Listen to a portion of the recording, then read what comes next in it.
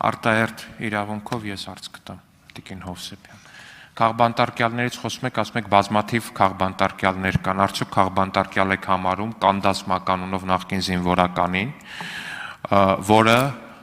առնվազն ձեր շտաբում արված ձայնագրություններից հասկացանք, որ ձեր նախընտրական շտաբում եղել են մարդիկ, ովքեր նրան մեղադրում են մարդասպանության մեջ, գտնում են, որ դուք եք նրա հեղինակությունը կառուցել, այսինքն նրա PR-ով փաստացի զբաղվել, արդյոք դուք համարում եք, որ Կանդաս մականունով նախկին զինվորականը քաղբանտարկյալ է, սա առաջին հարց, եւ երկրորդ, այստեղ խոսում եք եվրոպական ստանդարտներից, ինչպես եք վերաբերվում այն փաստին, որ Կանդաս մականունով նախկին զինվորականը 2008 թվականին Ղարաբաղից այլ զինված հերոսակախմբի հետ բերվել է Հայաստանի Հանրապետություն, մայրաքաղաք Երևան, ջարդել ու ծեծել են Հայաստանի Հանրապետության քաղաքացիներին, սպանվել են Հայաստանի Հանրապետության քաղաքացիներ, արդյոք դուք ձեզ որպես քաղաքացի ձեր եվրոպական բարձր ստանդարտներն ու արժեքները բավարարված եք զգացել 2008 թվականի մարտի 1-ին եւ արդյոք հպարտանում եք ձեր թիմակից Կանդազի Երևանի փողոցներում անցած մարտական ուղով։ Շնորհակալ եմ պարոն Ալեքսանյան հարցի համար։ Արթուր Ավանեսյանը լեգենդար հետախույզ է, նա այսօր գտնվում է քաղաքական հետապնդումների, ենթարկվում է քաղաքական հետապնդումների, այսօր նա Հայաստանում գտնվում է ենթարկվում է քաղաքական հետապնդումների, իսկ Ադրբեջանում նրա համար գլխագին էին խոստանում։ Զգացիք տարբերությունը։ Հայաստան, Ադրբեջան։ Արթուր Ավանեսյանին 2008 թվականին գործողությունների համար նա կանչվել է հատուկ իրավապահ մարմինների կողմից է կանչվել, գնացել է հարցաքննության, հարցաքննվել է եւ ասել են շնորհակալություն պարոն գնդապետ, ստեսություն։ Եթե դուք կարծում եք, որ նրա գործողություններում կային ապօրինի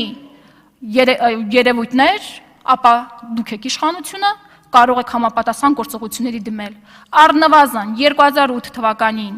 նա կանչվել է համապատասխան իրավապահների կողմից, հարցաքննվել, նորից եմ կրկնում եւ ասել եմ պարոն գնդապետ, շնորհակալություն, ստեսություն։ Առհասարակ, ես ուզում եմ հասկանալ,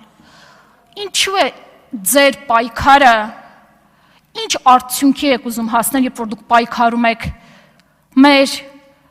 պատմության դեմ, մեր արժեքների դեմ, մեր հերոսների դեմ։ Ես իհարկե հասկանում եմ եւ գիտեմ, երբ դուք էլ գիտեք, որ այս պատերազմը, որ դուք հայտարարել եք մեր ինքնության, մեր արժեքների եւ հերոսների դեմ, արդեն իսկ մատնված է պարտության։ Բայց գիտեք, կան հիշող մարդիկ եւ կան մարդիկ, ովքեր չեն կոտրվում, եւ կան մարդիկ, ովքեր որ շարունակելու են իրենց պայքարը եւ շարունակելու են, որպեսզի ձեր այդ հայտարարված պատերազմը հաջողությունների չհասնի։ Շնորհակալ եմ։ Տիկին Հովսեփյան, կներեք, բայց այստեղ ազգային արժեքների եւ առհասարակ մարդկային արժեքների դեմ միակ պատերազմ հայտարարած ուժը որպես այդպեսին դուք եք իմ ընկալմա, որովհետեւ հազար ներողություն, բայց հայ ազգը, հայ ժողովուրդը ու Հայաստանի քաղաքացիները արժանի են շատ ավելի, քան Կանդաս մականունով Երևանի փողոցներում մարտական ուղի անցածին իրենց հերոս անվանելը կամ մի ուրիշ հերոսի մասնակցությամբ են ջնջիլով կադրերն էլ տեսանք, էլի, հազար ներողություն ես ցույց տվեցի, էլի։ Կներեք, բայց եթե ձեր արժեքները կայանում է մարդկանց վզից ջնջիլը գցելուն կամ Երևանի փողոցներում մարդկանց արյունը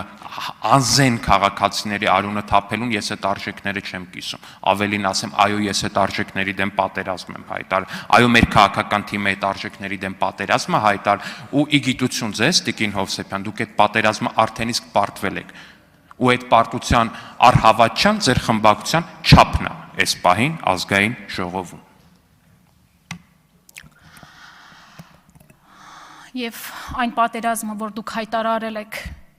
մեր պատմությանը, մեր արժեքներին, մեր հերոսներին, արդեն իսկ գիտենք ու ակնհայտ է, որ պարտությամբ է ավարտվելու։ Դուք խոսում եք Արթուր Ավանեսյանից, այն մարդուց, ով որ իր ամբողջ կյանքն է նվիրել հայրենիքի պաշտպանությանը։ 2008 թվականի դեպքերի մասով, ողբերգական դեպքերի մասով ես նշեցի,